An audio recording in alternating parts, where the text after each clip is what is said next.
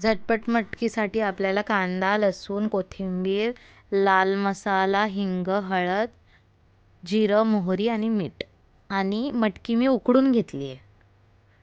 आता आपण पॅन ठेवायचा आहे गॅसवरती आणि तर आता मी पॅनमध्ये 2 चमचे तेल टाकते.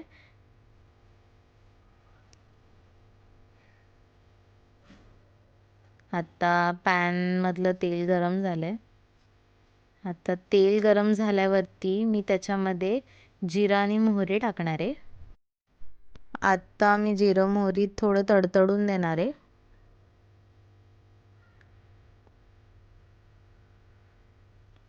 आणि ते पूर्ण मिक्स झाल्यावरती मी त्याच्यामध्ये कांदा टाकणार आहे. आणि कांद्यासोबत थोडा लसूण पण टाकायचा आहे आपल्याला, सोबतच टाकायचं आहे आपल्याला, कारण आपण झटपट मटकीची उसळ बनवतोय. तर कांदा आपल्याला जास्त फ्राय नाही करायचा आहे, फक्त नॉर्मली आपल्याला त्याला थोडं हलवून घ्यायचं, सगळं मिक्स करायचं आहे आपल्याला.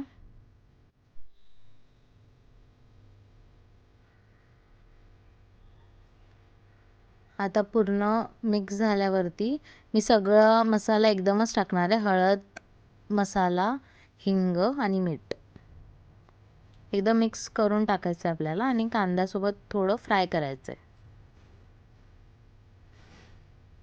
जास्त वेळ आपल्याला फ्राय नाही करायचं आहे, थोडं हलवून घ्यायचं आहे आणि डायरेक्ट आपल्याला उकडलेली मटकी टाकायची त्याच्यामध्ये.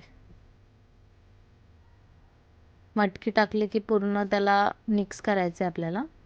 मटकीसोबत पूर्ण कांदा आणि मसाला मिक्स झाला पाहिजे. त्याला पूर्ण मिक्स केल्यानंतर आपल्याला 5 ते 10 मिनटं थोडं स्टीम करायचं आहे.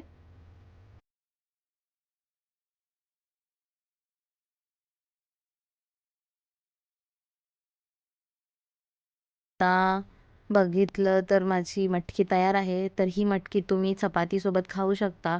एकदम इन्स्टंट बनणारी आहे मटकीची उसळ. तुम्हाला कशी वाटली ही मला कमेंटमध्ये नक्की सांगा. आणि किचनचा स्वाद ह्या यूट्यूब चॅनलला तुम्ही सबस्क्राईब करायला विसरू नका आणि तुमच्या फॅमिलीसोबत पण शेअर करा.